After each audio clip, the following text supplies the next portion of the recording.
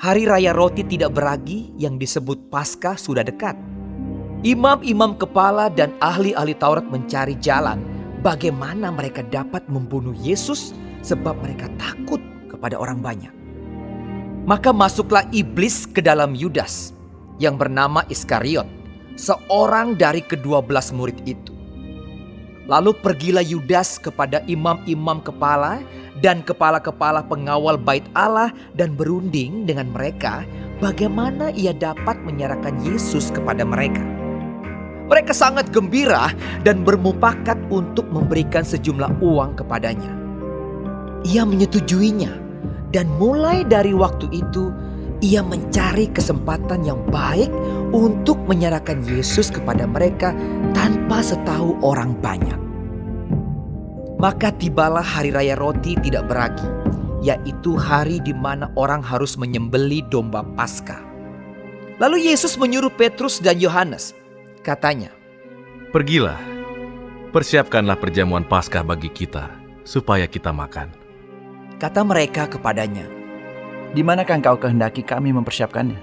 Jawabnya, Apabila kamu masuk ke dalam kota, kamu akan bertemu dengan seorang yang membawa kendi berisi air. Ikutilah dia ke dalam rumah yang dimasukinya. Dan katakanlah kepada tuan rumah itu, Guru bertanya kepadamu, di manakah ruangan tempat aku bersama-sama dengan murid-muridku akan makan Paskah? Lalu orang itu akan menunjukkan kepadamu sebuah ruangan atas yang besar, yang sudah lengkap. Disitulah kamu harus mempersiapkannya. maka berangkatlah mereka dan mereka mendapati semua seperti yang dikatakan Yesus kepada mereka. Lalu mereka mempersiapkan Paskah. Ketika tiba saatnya, Yesus duduk makan bersama-sama dengan rasul-rasulnya.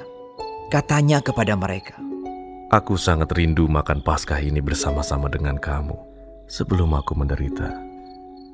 Sebab aku berkata kepadamu, aku tidak akan memakannya lagi sampai ia beroleh kegenapannya dalam kerajaan Allah. Kemudian ia mengambil sebuah cawan, mengucap syukur, lalu berkata, Ambillah ini dan bagikanlah di antara kamu. Sebab aku berkata kepada kamu, mulai dari sekarang ini, aku tidak akan minum lagi hasil pokok anggur sampai kerajaan Allah telah datang. Lalu ia mengambil roti, mengucap syukur, memecah-mecahkannya, dan memberikannya kepada mereka. Katanya, Inilah tubuhku yang diserahkan bagi kamu. Perbuatlah ini menjadi peringatan akan aku. demikian juga dibuatnya dengan cawan sesudah makan. Ia berkata, Cawan ini adalah perjanjian baru oleh darahku yang ditumpahkan bagi kamu. Tetapi lihat, tangan orang yang menyerahkan aku ada bersama dengan aku di meja ini. Sebab anak manusia memang akan pergi seperti yang telah ditetapkan. Akan tetapi, celakalah orang yang olehnya ia diserahkan. lalu mulailah mereka mempersoalkan siapa di antara mereka yang akan berbuat demikian. Terjadilah juga pertengkaran di antara murid-murid Yesus. Siapakah yang dapat dianggap terbesar di antara mereka? Yesus berkata kepada mereka, Raja-raja bangsa-bangsa memerintah rakyat mereka, dan orang-orang yang menjalankan kuasa atas mereka disebut pelindung-pelindung. Tetapi kamu tidaklah demikian, melainkan yang terbesar di antara kamu hendaklah menjadi sebagai yang paling muda dan pemimpin sebagai pelayan. Sebab siapakah yang lebih besar, yang duduk makan atau yang melayani? Bukankah dia yang duduk makan? Tetapi aku ada di tengah-tengah kamu sebagai pelayan. Kamulah yang tetap tinggal bersama-sama dengan aku dalam segala pencobaan yang aku alami. Dan aku menentukan hak-hak kerajaan bagi kamu, sama seperti Bapakku menentukannya bagiku, bahwa kamu akan makan dan minum semeja dengan aku di dalam kerajaanku, dan kamu akan duduk di atas tahta untuk menghakimi ke-12 suku Israel. Simon, Simon, lihat, Iblis telah menuntut untuk menampi kamu seperti gandum. Tetapi aku telah berdoa untuk engkau, supaya imanmu jangan gugur.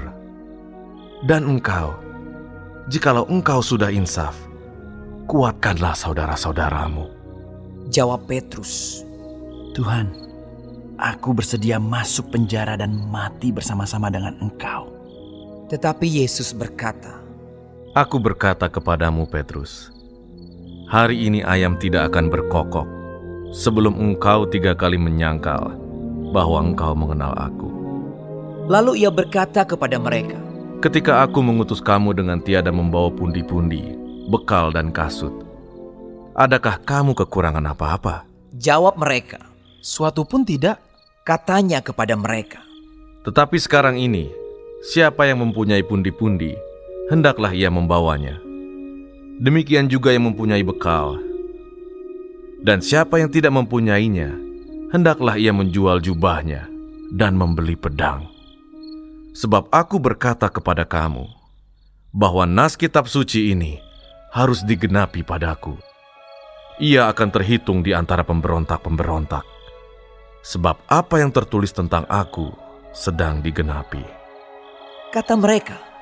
Tuhan, ini 2 pedang. Jawabnya. Sudah cukup. Lalu pergilah Yesus keluar kota dan sebagaimana biasa ia menuju Bukit Zaitun. Murid-muridnya juga mengikuti dia. Setelah tiba di tempat itu ia berkata kepada mereka, Berdoalah, supaya kamu jangan jatuh ke dalam pencobaan. Kemudian ia menjauhkan diri dari mereka, kira-kira sepelempar batu jaraknya. Lalu ia berlutut dan berdoa. Katanya, Ya Bapakku, jikalau Engkau mau, ambillah cawan ini daripada aku. Tetapi bukanlah kehendakku, melainkan kehendak-Mu lah yang terjadi. maka seorang malaikat dari langit menampakkan diri kepadanya untuk memberi kekuatan kepadanya. Ia sangat ketakutan dan makin bersungguh-sungguh berdoa. Peluhnya menjadi seperti titik-titik darah yang bertetesan ke tanah. Lalu ia bangkit dari doanya dan kembali kepada murid-muridnya. Tetapi ia mendapati mereka sedang tidur karena duka cita. Katanya kepada mereka, Mengapa kamu tidur? Bangunlah dan berdoalah, supaya kamu jangan jatuh ke dalam pencobaan. waktu Yesus masih berbicara, datanglah serombongan orang. Sedang muridnya yang bernama Yudas, seorang dari ke-12 murid itu, berjalan di depan mereka. Yudas mendekati Yesus untuk menciumnya. Maka kata Yesus kepadanya, Hai Yudas, engkau menyerahkan anak manusia dengan ciuman. ketika mereka yang bersama-sama dengan Yesus melihat apa yang akan terjadi, berkatalah mereka, Tuhan, mestikah kami menyerang mereka dengan pedang? dan seorang dari mereka menyerang hamba imam besar sehingga putus telinga kanannya. Tetapi Yesus berkata, Sudahlah itu. lalu ia menjamah telinga orang itu dan menyembuhkannya.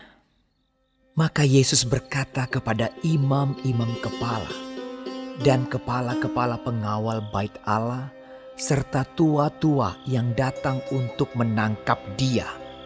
Katanya, Sangkamu aku ini penyamun, maka kamu datang lengkap dengan pedang dan pentung. Padahal tiap-tiap hari aku ada di tengah-tengah kamu di dalam bait Allah, dan kamu tidak menangkap aku. Tetapi inilah saat kamu, dan inilah kuasa kegelapan itu. lalu Yesus ditangkap dan dibawa dari tempat itu. Ia digiring ke rumah imam besar dan Petrus mengikut dari jauh. Di tengah-tengah halaman rumah itu, orang memasang api dan mereka duduk mengelilinginya. Petrus juga duduk di tengah-tengah mereka. Seorang hamba perempuan melihat dia duduk dekat api. Ia mengamat-ngamatinya, lalu berkata, Juga orang ini bersama-sama dengan dia. tetapi Petrus menyangkal. Katanya, Bukan, aku tidak kenal dia. tidak berapa lama kemudian seorang lain melihat dia lalu berkata. Engkau juga seorang dari mereka. Tetapi Petrus berkata, Bukan, aku tidak. dan kira-kira sejam kemudian seorang lain berkata dengan tegas, Sungguh, orang ini juga bersama-sama dengan dia, sebab ia juga orang Galilea. tetapi Petrus berkata. Bukan, aku tidak tahu apa yang kau katakan. Seketika itu juga, sementara ia berkata, berkokoklah ayam. Lalu berpalinglah Tuhan memandang Petrus. Maka teringatlah Petrus bahwa Tuhan telah berkata kepadanya, Sebelum ayam berkokok pada hari ini, engkau telah 3 kali menyangkal aku. lalu ia pergi keluar dan menangis dengan sedihnya. Dan orang-orang yang menahan Yesus mengolok-olokkan dia dan memukulinya. Mereka menutupi mukanya dan bertanya, Cobalah katakan, siapakah yang memukul engkau? dan banyak lagi hujat yang diucapkan mereka kepadanya. Dan setelah hari siang, berkumpullah sidang para tua-tua bangsa Yahudi dan imam-imam kepala dan ahli-ahli Taurat. Lalu mereka menghadapkan dia ke mahkamah agama mereka. Katanya, Jikalau engkau adalah Mesias, katakanlah kepada kami. jawab Yesus, Sekalipun aku mengatakannya kepada kamu, namun kamu tidak akan percaya. Dan sekalipun aku bertanya sesuatu kepada kamu, namun kamu tidak akan menjawab. Mulai sekarang, Anak Manusia sudah duduk di sebelah kanan Allah yang Maha Kuasa. kata mereka semua. Kalau begitu, engkau ini anak Allah. Jawab Yesus. Kamu sendiri mengatakan bahwa akulah anak Allah. Lalu kata mereka, Untuk apa kita perlu kesaksian lagi? Kita ini telah mendengarnya dari mulutnya sendiri.